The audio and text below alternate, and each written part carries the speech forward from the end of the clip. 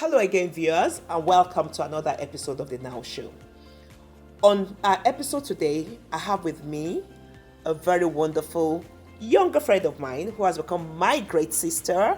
Oh my God, her story just blows me out every time I listen to it. Dolapo Olaoye is with us. Yeah. She's visiting Nigeria, so she has agreed to have this interview with me. She lives all the way in the Republic of Ireland.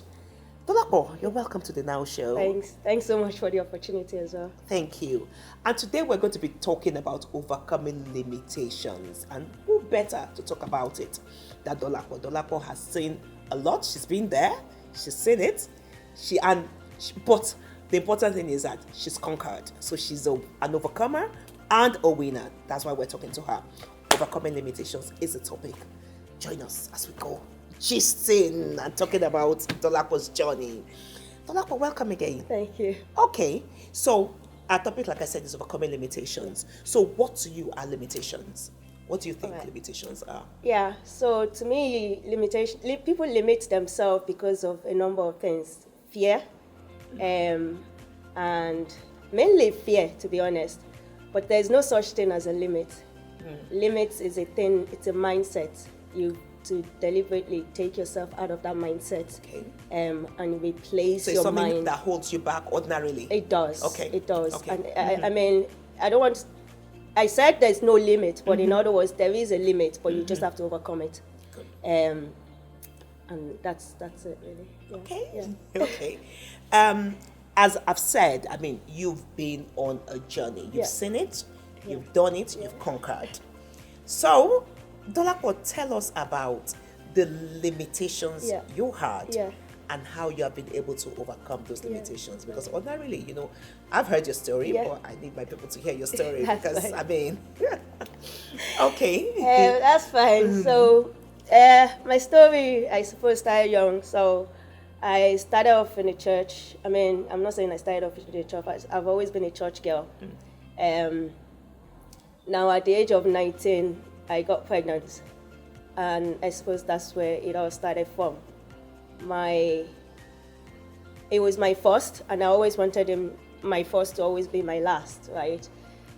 So when it happened, apart from I was in a choir in the church, and apart from thinking, oh my God, I've let God down, I was also thinking I've let a lot of people down within the church. I mean, being a church girl. Exactly. But when it happened, he was there at first. So that helped, I suppose, in a way, shape or form. And fast forwarding anyway, after a while, things got rough. Things got rough because of, I think, mainly frustration for him. So I was always busy. In that period, I was caring for a child. I was working part-time, and I was also in college. I need to stop you, Dolapo. Yes. At 19, Yes, 19. you get pregnant. Yes.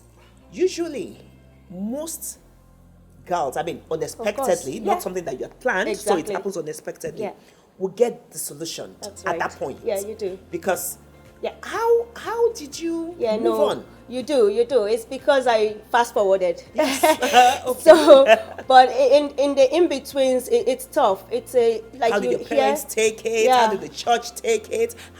Because 19, you're pregnant, is like, wow, she's a disappointment. It was, This? And like, the church has always been blunt with me, and yes, it was obvious that it was a disappointment. Yes. It really, really was. It was a shock for many. They had high expectation for me, when they say that's the one that'll bring it all together, that was going to be me within the church.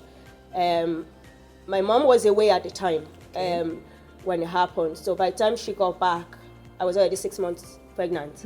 And when my mom saw me, she said, Dolapo, you're pregnant. I said, no, I'm just bloated. I've just eaten. Oh, wow. Of course, I knew I was pregnant. At 6 months, so you really were not showing. At 6 months, because I'm very small. Like I was tinier than this, so it wasn't really there. Okay. Some people knew. They said they knew within the church. I suppose maybe as a mother, you know when you see a pregnant girl, but they never said anything to me. right? Can you imagine? But around themselves, I suppose the gossip So went there were around. little talks going around. There'll always and be. all that. Can you imagine? There'll always be. Even in the church. Yeah, no, even in church, especially in church. Can you imagine? So, Yeah. I didn't know. It was later that all came out that, people knew in church. But to my mom, when she said it, she walked away and she didn't say anything. So I knew she was her. And then later she called me and said, again, Dolapo, you're pregnant. What are you going to do? So this time, it wasn't a question. She was kind of telling me what next. And I said, I'm going to keep it. One thing I've said to myself I would never do was abort a child. Ever, no matter what.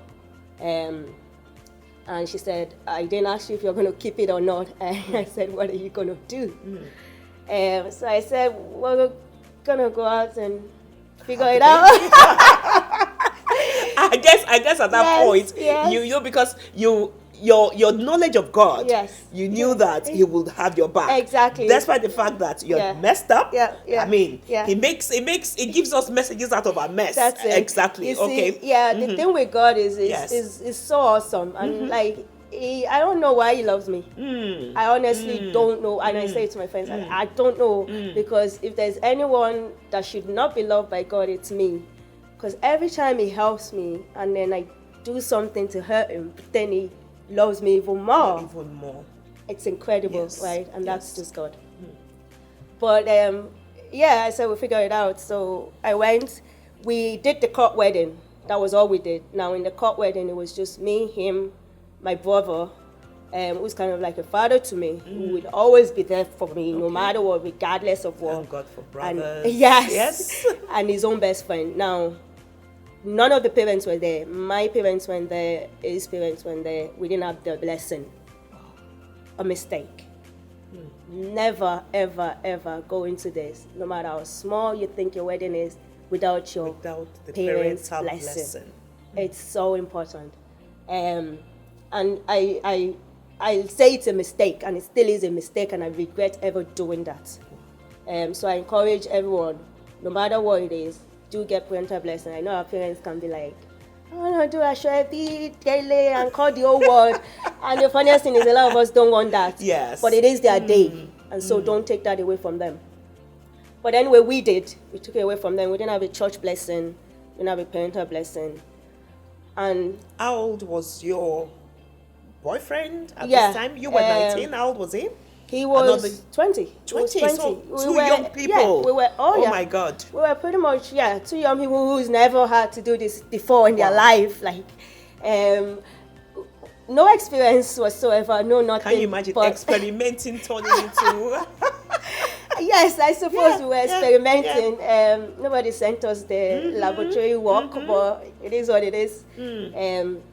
So we went ahead anyway and did the court wedding just to do right by God, I suppose. But in getting to that, we sort of did it wrong by not getting the blessing. Okay. We didn't even get church blessing either.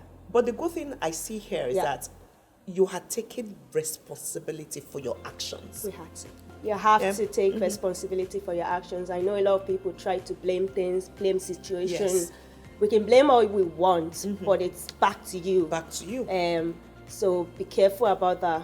I take responsibility every single day. I know when I speak about my experience as well with the younger one and people, I never ever get to a point where I'm blaming him, if you know what I mean. Is not mentoring the young ones. She has to do that. I mean, I think God gave you that experience so that you can use it to inspire others so that they can learn from you and not make the same mistakes that you've made. Yes. So before I used to be finding it hard to talk about my story. I just stay away from it. I just don't want to. But with time, it got spoken to me that there's a reason why you're going through it. And like there was no, I'll be selfish not to share with others. So yes, I do sit my younger ones down, try to mentor them. Don't do it. But that's aside. But that happened anyway. Back to your story. Back to my story. Yes, back to your story. Yes. So 3 years down the line, so my daughter's name is Leona. Shout out to Leona. So 3 years down the line, she was 3, and it was an abusive relationship. Wow. It always had been. So it was hard enough because although she was only 3, she knew what was going on. can imagine. There was, I'll leave it. But it was, I ended up in hospital eventually. Wow. When I had to leave. Wow. And I remember when I said, even after that, I said, I'll go back. And I remember my auntie saying, you're not going back. You know, she was not having it. No one was having it. How dare you? It's an abusive relationship. Not Abuse because is they abuse. didn't, not because Abuse they is didn't abuse. want, No excuse for abuse. yeah, Yes. not because they didn't want the marriage to work or anything. Of course, but every mother, auntie would want their child, their ward to have a good marriage. That's it. But a good marriage cannot be an abusive marriage. Exactly. So you have to think. Yeah. So he would call, he would text, he would say he would kill himself and all this kind of stuff. But because of course, he's dated other people before me as well. But again, a lot of his life was around me as well. We dated 2 years before the pregnancy, and then after the pregnancy, we're 3 years in. So that's 5 years. It's a long time when you're just the two of you. But I stayed as friends with him because I wanted him to be okay. I didn't want to be selfish about the whole thing. And then eventually it slips. We let go of each other, I suppose. Sorry, I'm going to take you back 3 years because it's important they know the steps that you took before you got to those 3 years. Yeah. So you find out you're pregnant. Yeah. You are in college because you're in school. That's it. And you now find out that you have to take some time out of school. I took a year out of college. A year out. I So did, it's not like you completely... No.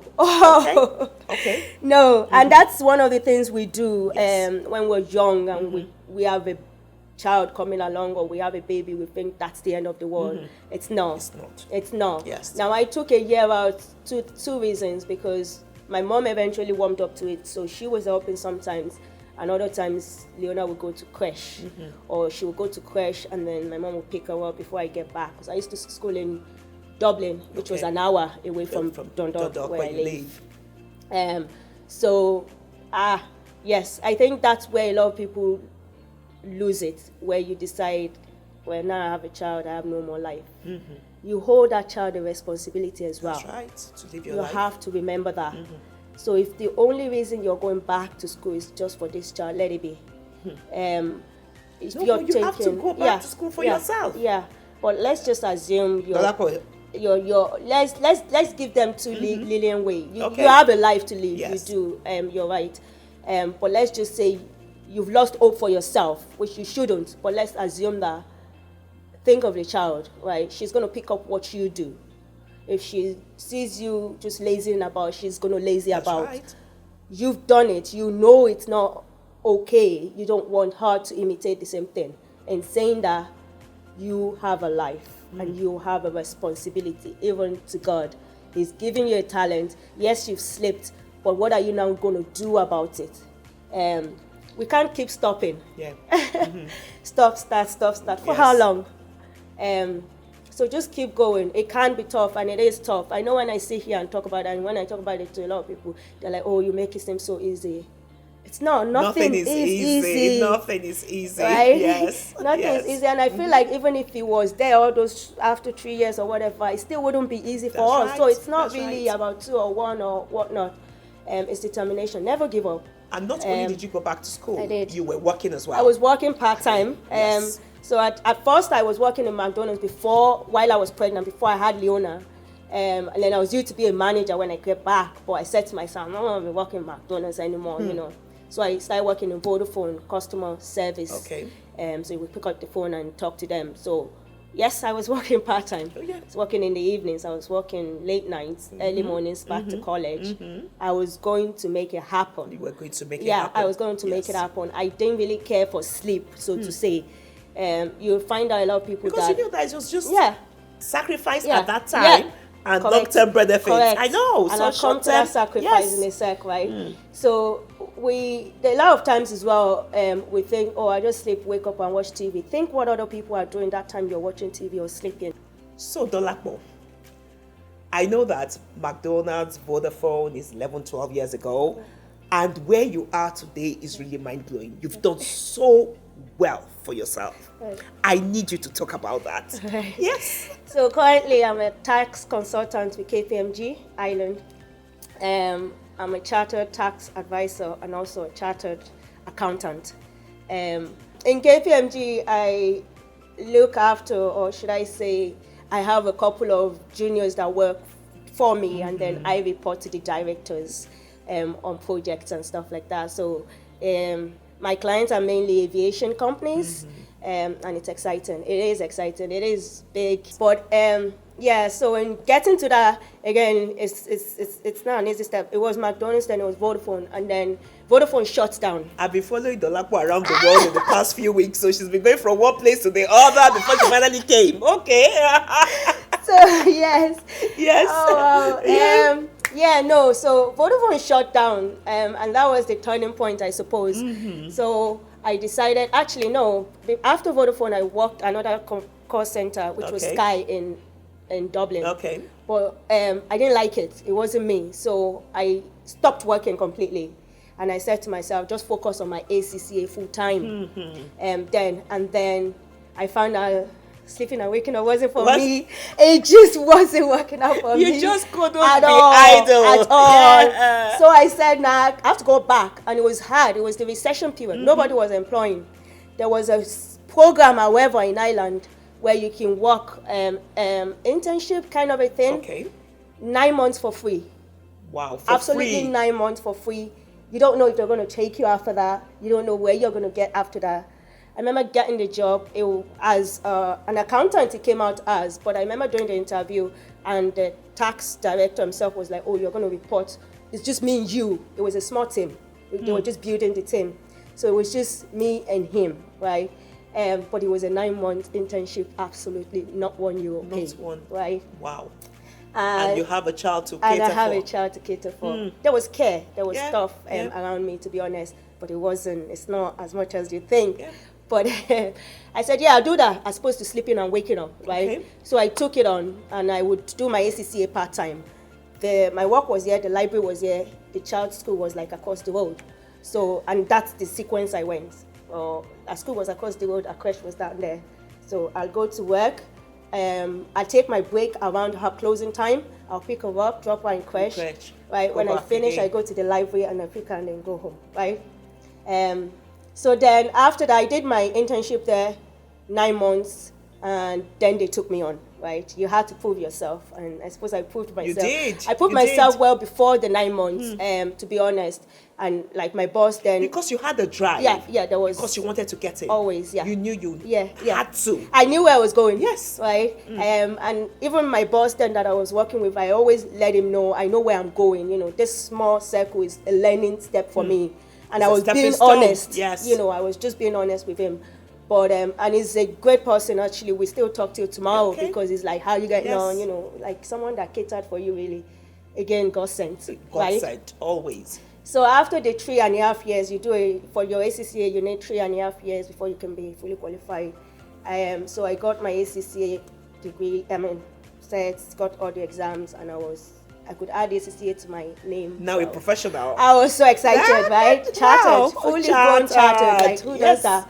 Right? So fast forward, then I said to my boss. So you really don't sit around doing nothing. No, I mean, I tried that. To look for how to improve yourself. I tried that, right? So it's not like I didn't try it. People say, yeah, it's because you did. I did, but it just But you knew you had to improve yourself. Yeah, something had to be done, right? Anyway, fast forward, so I decided, I always say there's a man that stands like a dad to me. So I always say to him, I like the firm, that main, small and everything, but I'd always want to work for the big fours, right? So I did a couple of interviews, and I always told my boss then what was going on. Focus. Right? Yeah. That's focus. Yeah. When you say to yourself, this is and to do with focus as well, actually, people would tell you things, people would try to deviate you and all, but you need to stick to your own goals, right? Especially when you're sure of it.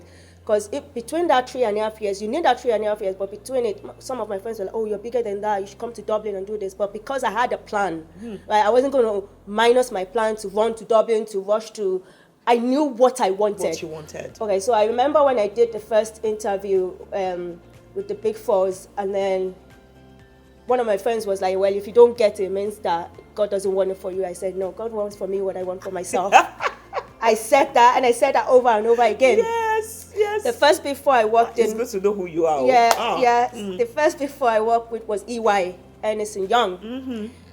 So I did a bit of pharmaceutical science. All those companies, general corporation tax with them for like a year and a half now. Another thing is you need to watch the market. So every morning on my phone, if you swipe left, there's a news, whatever. So I would watch out for the tax ones. So you must be current. You have to be current. No, as a tax consultant as well, you have to be, because taxes changes every day. So we have studied, right? But what I learned might change tomorrow. So I can wake up tomorrow and everything's gone and I'm like, oh my God, back to the books. Like, we come into the office every day and there's like a bunch of book waiting. I'm like, I will finish reading the one that's there. But no, you have to be current. Yes. So my mindset was always trained like that. So anyway, I saw it, and then things started flying in with aviation companies, in Ireland aviation company. I said, what's this aviation company about? Googled it and everything, and KPMG are number one with it. I said, I'm going for it. I've never worked in aviation before in my life. Yes, it's tax, but it's a very different how you cater for the thing. I remember doing the interview and they were like, oh, so things is a must and all that. And I was like, I don't know, but I learned very fast. But you learned fast. You know, so I told her that, and she was like, where are you at the moment you were? And I spoke around it. I remember when I was leaving, how I knew. So you can only allow people to limit you if you allow it. Yes, you allow it. I mean, she was it's trying your to life. say, you don't know this, but she said, yes, but I can learn. Yes, I remember saying that very well. I was like, I learned very fast. Yes. It's just a chance I need. Anyway, so I remember leaving. How I know I got it is because when I was leaving, one of the ones, it was two directors actually that interviewed me. One of the directors was like, are you interviewing anywhere else, you know? So they were already trying to knock you down. Don't go somewhere else. She was like, oh, we'll come back to you tomorrow. I don't think it was up to 10 minutes before they rang me back. Wow. I said, oh, we'd like you to start. Now, even before, you need to know who you are as well, and you need to I think it's good as well when you interview in between jobs as opposed to when you have nothing, because you tend to settle for less than, right? Yes. Because what happened is, when they wanted to make me KPMG, I was in EY, but I was also doing a project not a project, but something that has to do with the whole firm. Yes. So I said to them, let's say they want to meet me on Monday. I was like, I'm not available on Monday because I'm doing so for EY. Yes. So again, that was clicking in their head. We really need to meet this girl. So they were always on my case, like, okay, can you meet so time? As opposed to, I'm the one rushing to them. It started to seem like they were drawing me, because how can you tell KPMG you're not available on a certain day? It's such a big deal. But it was what it was, and I just did. Because you were occupied. Exactly. So you need to always be busy. I suppose, yes. That's it. Because if I wasn't busy, I'll one day and then I'll be begging for the thing. I wasn't begging for it. Yes, I wanted it because I saw it was the hot new thing. But I was confident that if you don't take me, I have something anyway. It's not like I'm stuck. Exactly. So anyway, I don't think it was 10 minutes. They offered me the job. Even the pay, because I went through an agency. So, and the agency was like, what's the pay you're looking for? And I said it. And she was like, when she came back, she was like, they offered even more. She's never seen that before. Normally, she bargains for more than I even asked, so that in case they reduced it, I still get what I want. And then she came back and said, even what she bargained for, they offered more. Wow. Because they really want you in there, and everything. So, like, it was good. It was exciting for me. It was really good. It was hard getting out of EY. Wow. They weren't having none of it. They wanted to know where I was going. It's competitive. They're the big four. Yes. So you're moving from one to the other. They don't like it. No, none of them are like it. But it had to be done. I was thinking, I need the experience. I need something new. I need to be excited. So that's how I got into KPMG. I love it. I'm loving it. And you should be loving it. You're moving from one end of it, to another. Oh my God. But I suppose, that's you're living a good life. You're living an exciting life. I am. But there's a phase to it, and you have to go through that steps. There's a lot of people that just want to wake up into it, or just walk into it, or it doesn't happen like that. There's a phase, but in the end, it's always worth it. Imagine. Yes. It's so interesting. Every time I think about you, I'm thinking teenage pregnancy, early marriage,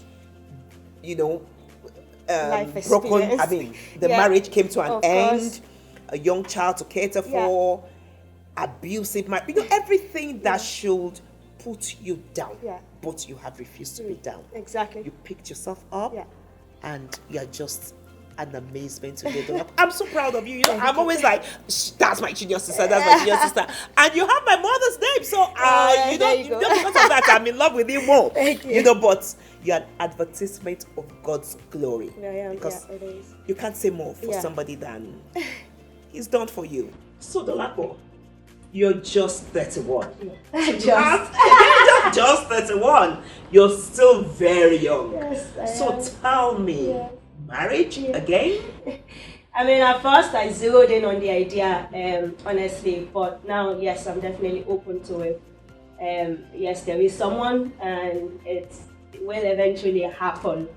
And again, it's part of limitation. I had the option of limiting myself and telling myself never again, or trying to step out of it. So I stepped out of it. Step out. And navigate the waters. Yes.